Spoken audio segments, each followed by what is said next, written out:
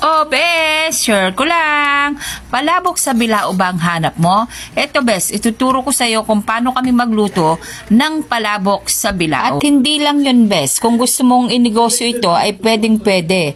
Paano nga ba lutuin ang sauce? So, ganito lamang, maggisa ka ng sibuyas at bawang. Then, pag naging golden brown na yan, ay maglagay ka ng kaunting butter. Oo, naglalagay kami ng kaunting butter, bes, para malinam na. Halo-halo ka lang na parang ganyan.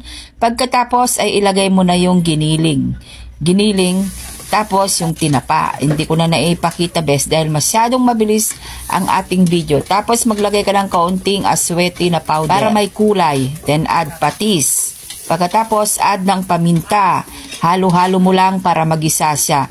Tandaan mo, bes, kailangan maglagay ka ng mga ingredients na pampalasa habang ginigisa mo siya, bes. Then maglagay ka ng tubig. Tapos pakuluin mo yan ng mga 20 minutes or 30 minutes, bes. Pag kumulo na yan, bes, maghalo ka ng cornstarch or glutinous flour, ganun, para lumapot. Then, add ka rin ng itlog. Dalawang itlog ang nilagay ko dito, bes, dahil nga large bilao yung order po sa amin. Tapos, hahalu-haluin mo na parang ganyan.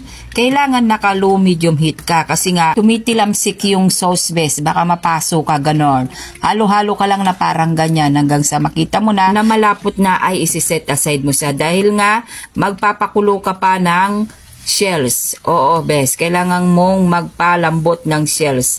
Tapos, ayan, nakita nyo na, naglaga na ako ng itlog. Saka ako na siya binalatan. Dito naman sa toppings natin, sa may